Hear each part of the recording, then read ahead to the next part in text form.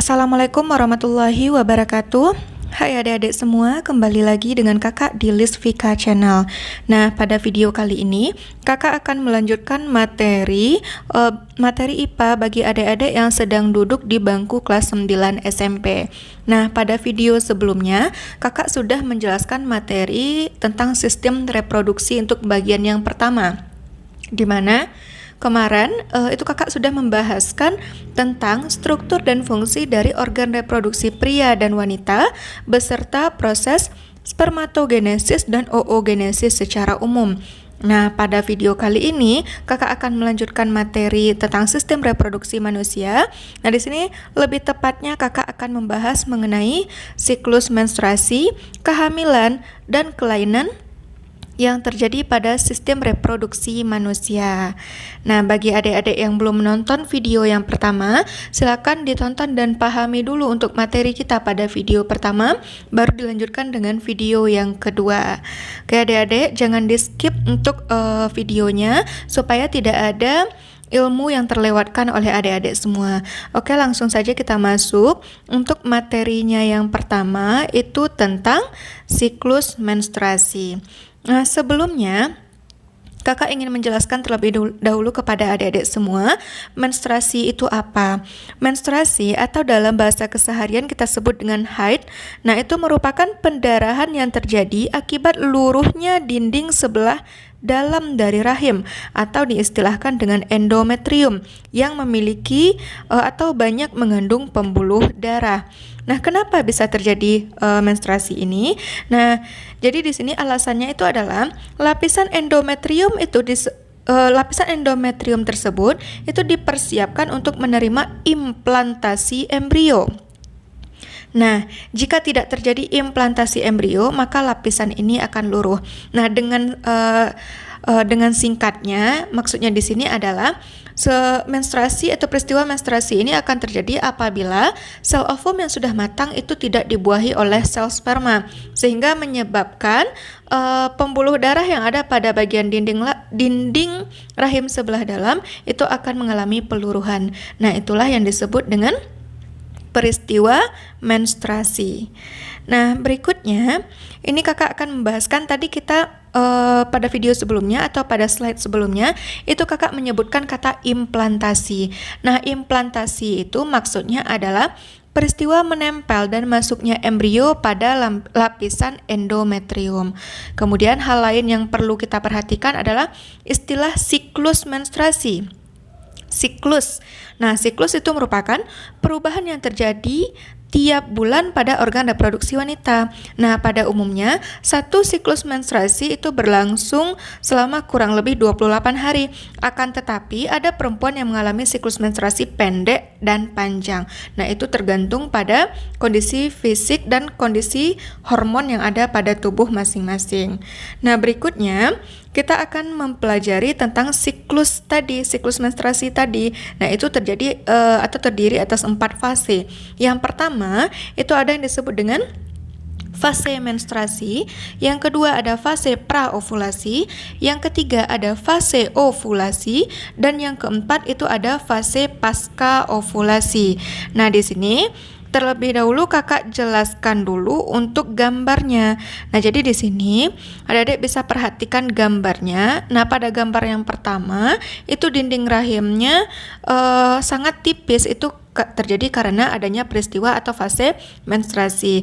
Kemudian diikuti dengan fase praovulasi, kemudian fase ovulasi, dan terakhir dinding semakin menebal, itu disebut dengan fase pasca ovulasi. Nah, di sini kakak akan jelaskan maksud dari masing-masing fase yang ada pada siklus menstruasi. Nah, yang pertama itu ada fase menstruasi.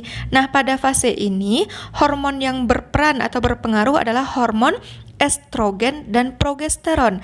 Nah, sekitar 5 hari pertama menstruasi, kedua hormon tersebut mengalami reduksi. Akibatnya, sel telur yang berada pada lapisan endometrium pada uterus atau rahim itu dilepas bersamaan dengan robeknya endometrium melalui pendarahan.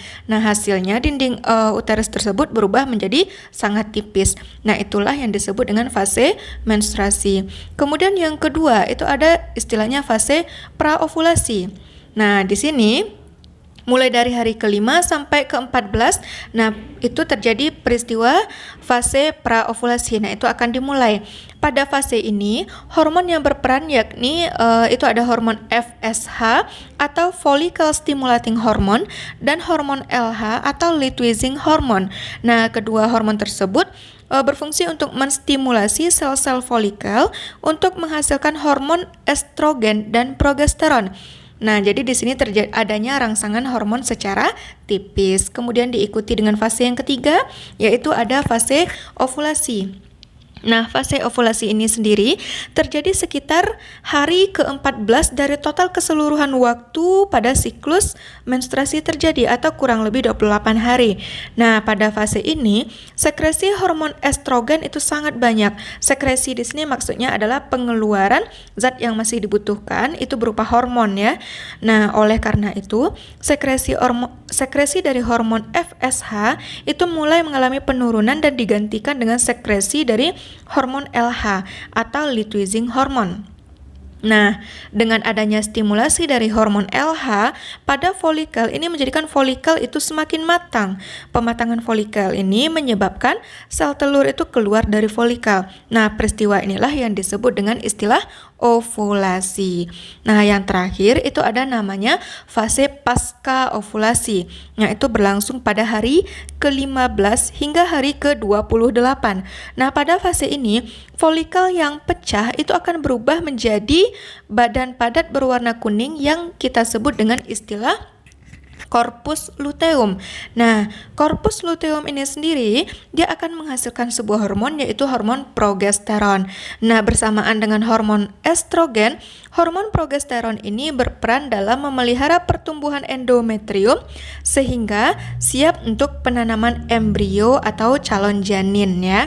Nah, inilah fase-fase yang terjadi pada siklus menstruasi pada wanita. Nah, bisa difahami ya adik-adik. Nah, biasanya keempat fase pada siklus menstruasi ini sangat sering dijadikan sebagai soal-soal ujian, bahkan soal-soal UN. Nah, jadi adik-adik harus memahami baik itu maksud dari masing-masing fase dan diikuti dengan gambar-gambarnya.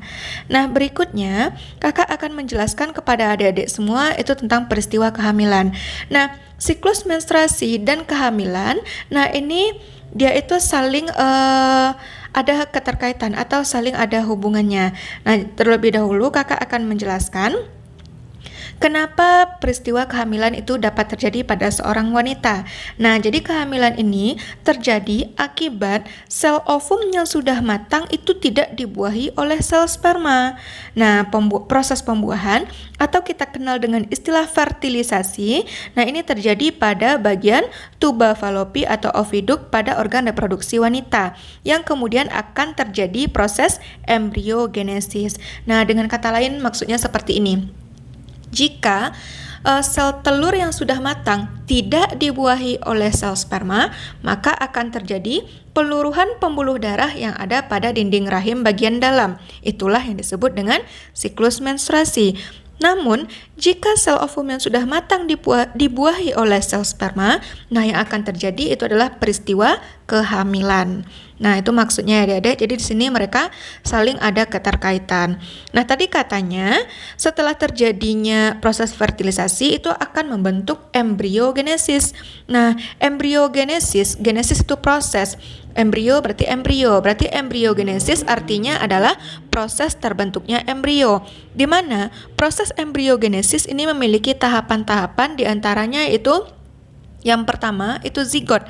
Nah, zigot itu terbentuk karena adanya pertemuan antara sel sperma dengan sel ovum. Yang kedua itu tahap morula, itu terjadi pembelahan sel.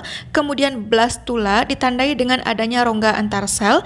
Kemudian ada tahap gastrula. Nah, di sini terbentuk 3 lapisan tubuh atau disebut juga dengan lapisan tripoblastik. Kemudian akan membentuk organogenesis atau tahap pembentukan organ. Nah, yang terakhir baru terbentuk janin secara utuh.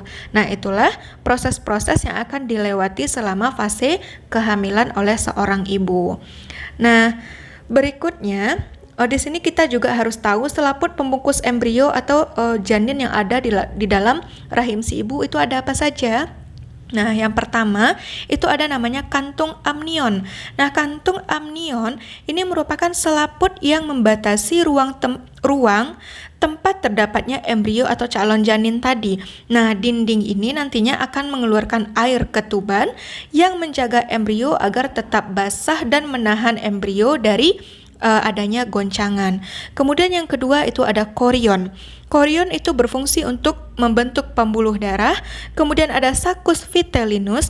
Nah, ini merupakan pemunculan sel-sel dan pembuluh darah yang pertama pada calon janin atau embrio. Dan yang terakhir itu ada namanya allantois.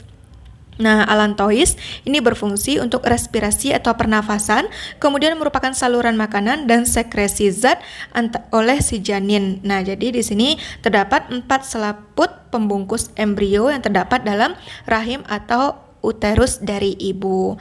Nah, untuk materi yang berikutnya, ini sekaligus merupakan materi terakhir untuk sistem reproduksi pada manusia, yaitu bicara tentang kelainan pada sistem reproduksi.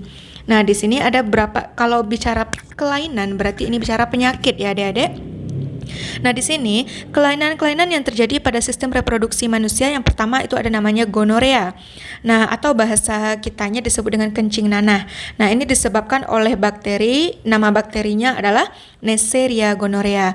Yang kedua itu ada sifilis atau raja singa. Nah, ini disebabkan oleh bakteri namanya Treponema pallidum. Kemudian ada keputihan. Nah, ini biasanya sering dialami oleh wanita. Nah, ini disebabkan oleh jamur Candida albicans. Kemudian ada epididymitis. Nah, ini berasal dari kata epididymis ya, berarti ini kelainannya pada organ reproduksi pria.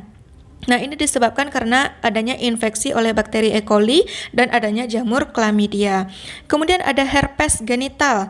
Nah, ini disebabkan oleh virus herpes simplex. Kemudian ada kanker serviks, kanker ovarium, kanker prostat, dan terakhir itu ada endometriosis. Nah, endometriosis mungkin ini jarang sekali adik-adik dengar. Nah, ini maksudnya adalah jaringan endometrium. Nah, itu tumbuh di luar rahim. Harusnya kan sebelah dalam dari rahim ya. Ini justru tumbuhnya di luar dari dinding rahim itu sendiri. Nah, inilah materi kita di kelas 9 untuk bab pertama, yaitu tentang sistem reproduksi pada manusia. Oke adik-adik, sekian dulu untuk video kita kali ini. Terima kasih kepada adik-adik semua karena selalu setia mengikuti channel kami. Bagi adik-adik yang belum subscribe, jangan lupa subscribe Lisvika Channel dan jangan lupa like, komen, share, dan aktifkan lonceng notifikasinya agar adik-adik semua tidak ketinggalan setiap video pembelajaran yang diuploadkan atau yang disediakan oleh Lisvika Channel. Semoga video-video pembelajaran yang kami hadirkan untuk adik-adik semua itu dapat membantu adik-adik semua dalam proses pembelajarannya dan ilmu yang kami sampaikan dapat bermanfaat bagi adik-adik semua. Oke adik-adik, sekian dulu untuk video kita kali ini. Nah, nantikan kelanjutan video-video berikutnya. Nah, selalu tonton Lisvika Channel ya. Oke, kakak tutup. Assalamualaikum warahmatullahi wabarakatuh.